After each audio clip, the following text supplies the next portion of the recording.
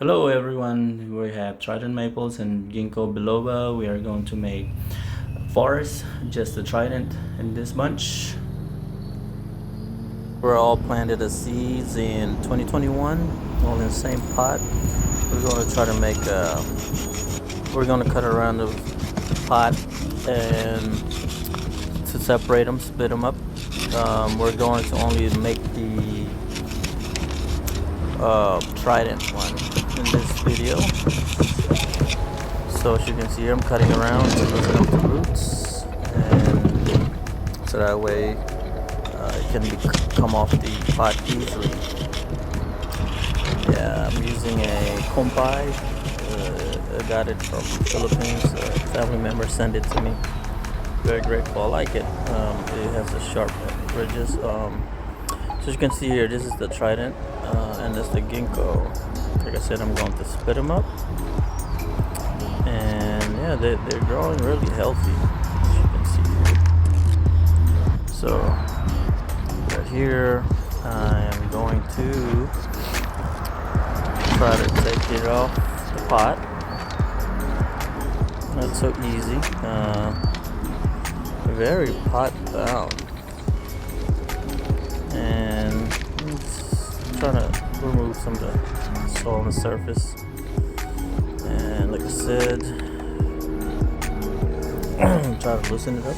And there it is. Come on, look at that. Nice, healthy roots. It's obviously pot bound, and look at all those old soil screen.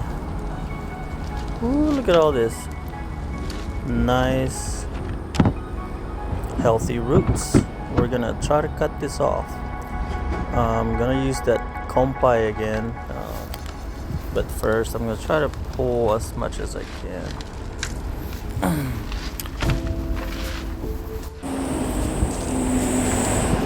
I'm just trying to lift this around, see where I could start cutting. I'm probably gonna try to pull this off, but no, I have to cut it. It's too much pot bound, so I'm just gonna cut it.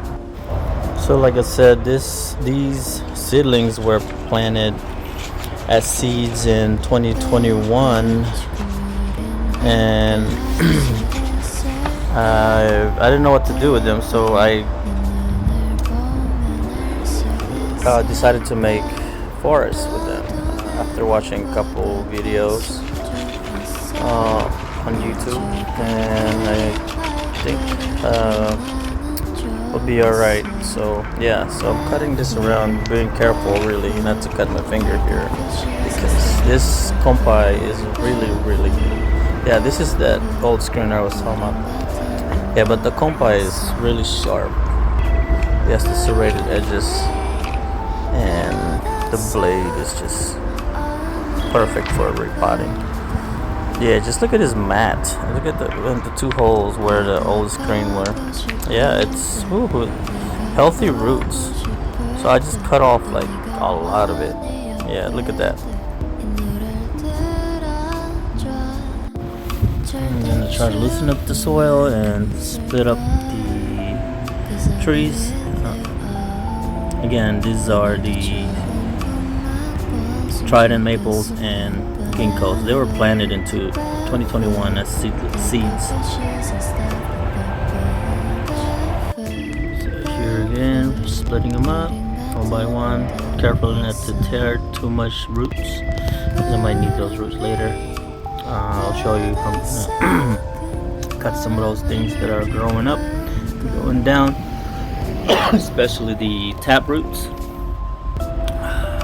because I want them to flare out and be able to yeah, these are the tridents, the ginkgo biloba, and these are the trident maples, and us together they all like this. I think I have 8 tridents, and this is unglazed Japanese pot. I got it from someone who didn't want it, paid little money to it, but I think it's a beautiful shallow pot. So yeah, Here are the roots, and I'm going to cut out the thicker ones. And like these right here, see this right here? Yeah, these ones need to come off because I don't need them. The tree will be alright. Also timing this before the buds pop out the branches. They start to swell up. It's early spring. It's March 1st. Yeah, so I'm gonna cut off the tap roots that are and the roots that are growing downwards. So when I place them on the pot, it will be easier to put them in there, so they won't be pushing up. I'm gonna use 2 wires to hold them down. And as you can see here, I'm cutting all the big roots, especially the ones that are growing down. So we're going to fast motion here mode, so that way I won't bore you guys.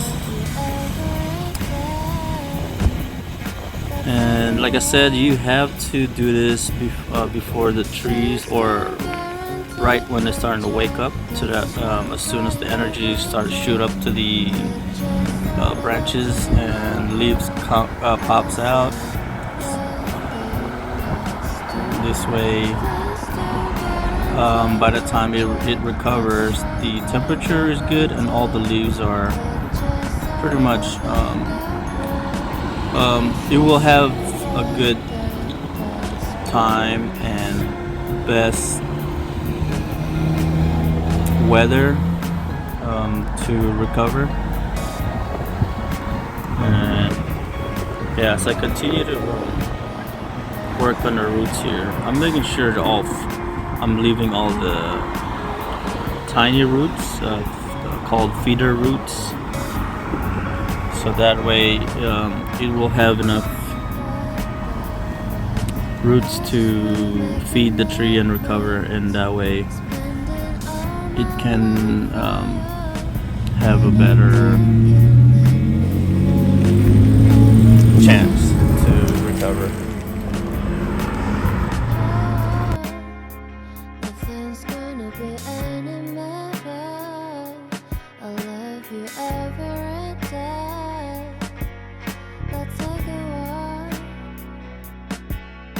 And just to make sure, I'm gonna have to wash off all this extra dirt off. And look at all the roots, they're all flaring out. And right now we're gonna use some wire to keep the strainer or thing to make sure that the substrate, the soil I'm gonna be using, won't be falling out each time. So this will help hold the soil in the pot. So I'm just bending it right there like a letter U. Keep it simple, you know. That's my motto. KISS method. Keep it simple. So you pretty much grab probably about 4 inches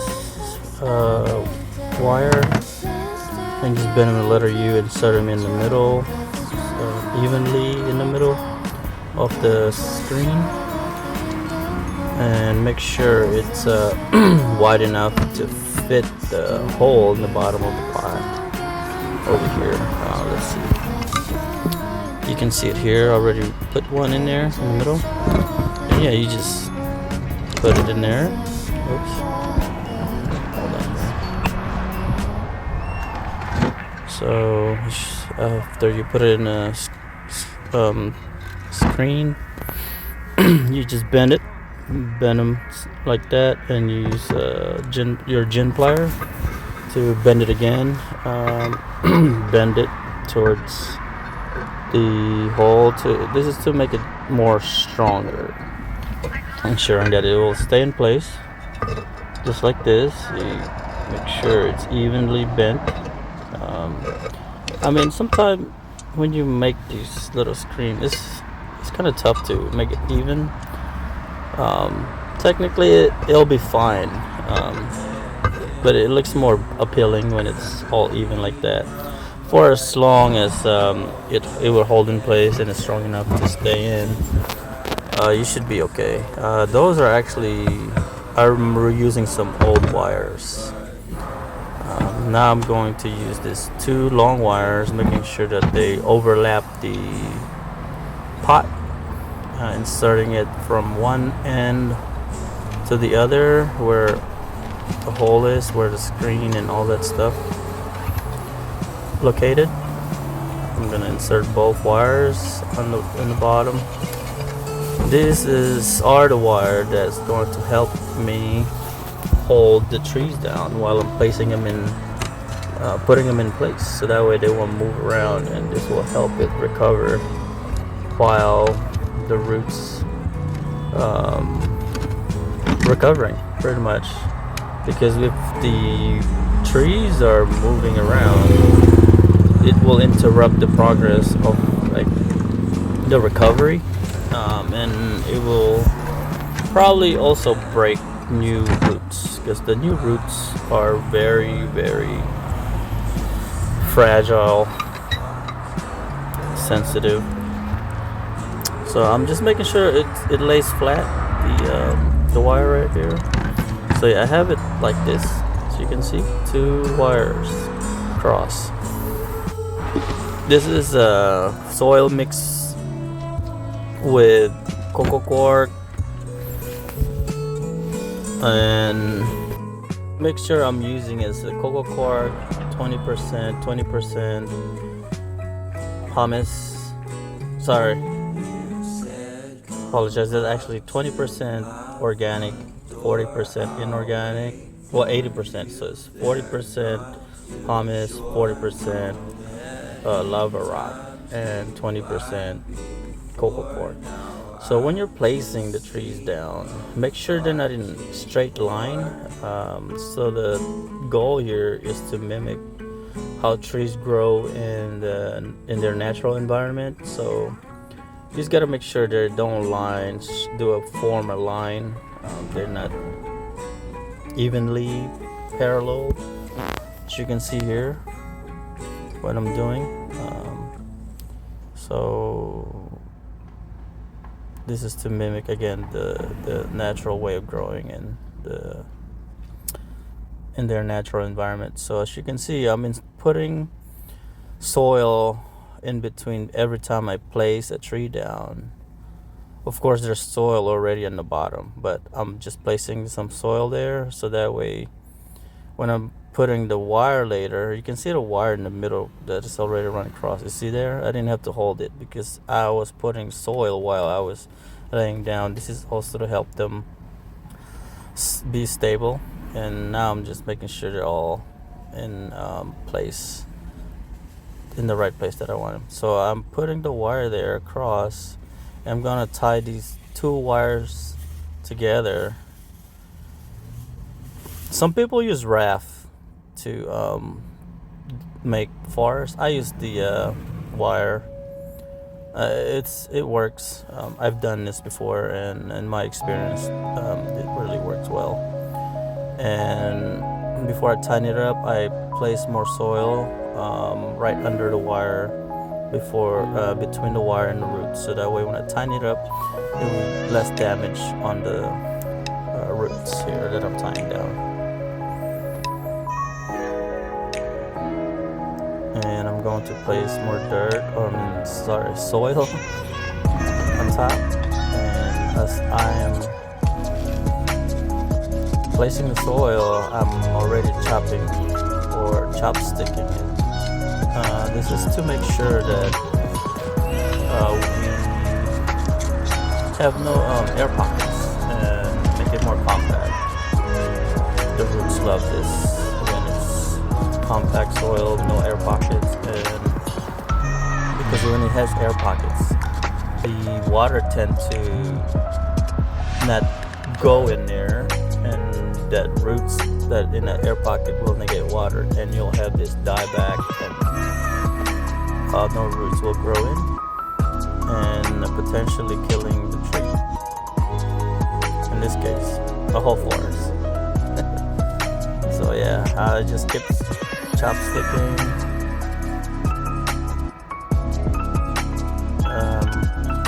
I'm also going to cut all those excess roots that are sticking out the pot. So this one, take your time when you're placing the soil, and when you're chopsticking. You're chopsticking, press it down, keep going. As you can see there, I cut all those excess roots, and I push it down, and I chopstick.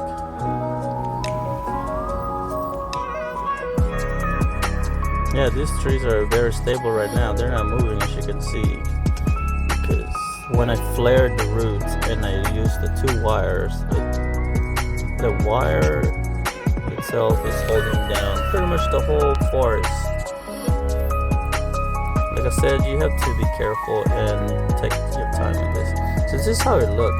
The initial look. I'm going to cut and adjust the height of the trees. I usually cut the ones that are like growing in. What I mean by that is the one that are growing in between trees. You want to keep the branches that are growing up and the ones that are growing outside of the trunk. So that way it will, when they grow out, you will have this natural look of how they really grow in the wild or in a natural habitat environment, I should say. Sorry. Because trees tend to compete for sunlight, and where there's more space, they have better chance to reach for the sunlight, and that's where they usually send their energy to grow the branches. And that's how you see in the forest that the trees have less branches where there's another tree right next to it. Instead, they would have the branch grow from the side where there's no other tree, or where there's more space. So this is my goal here, and I actually had these trees growing, and from the past 2-3 years I was cutting all the extended growth from the top after spring, early fall. I'm using my shears for the smaller branches, and I'm using like a concave cutter here also to give it a nice clean cut.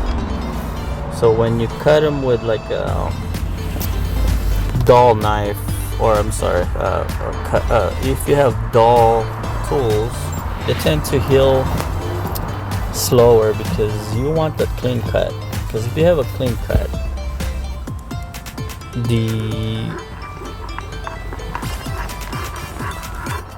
the tissue of the tree heals a lot faster, and that way, because if you damage like the surface with a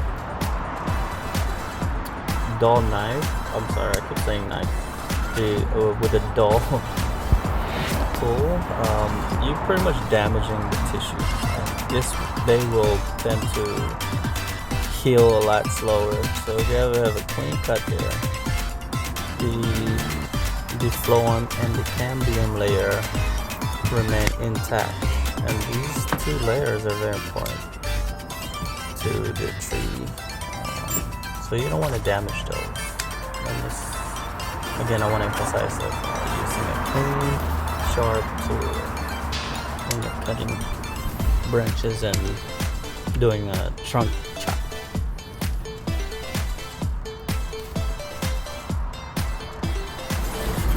Tridents can take a lot of beating. They can be cut aggressively and they will be fine. And you could actually cut off 1/3 of the roots, and it will be fine. It will survive. Also, that's why we don't want to do repotting during this time when there's no leaves, because it's less damaging, or it's not gonna affect the tree so much because there's no leaves and it's not using a lot of water. Then this is how it looks after the first cutting. Just water these bad boys, and when I'm watering, I tend to do it sweep side to side like this. This is to avoid all that pressure in one spot, and that way your soil won't wash off. The soil that I use anyway is porous, and the water will drain down the pot very fast.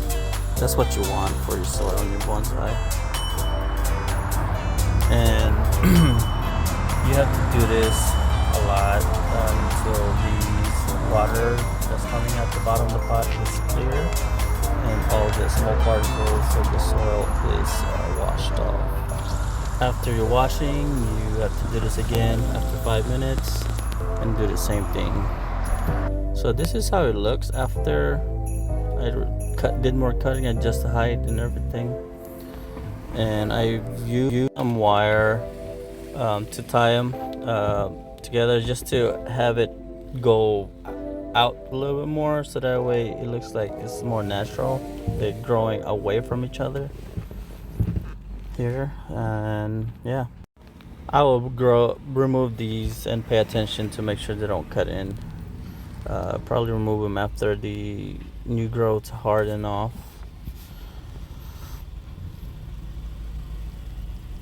So here it is. It is April 15th. It's somewhat after we've potted these, made this tree forest of Trident maple. I'm probably going to remove the wires in about a couple of weeks.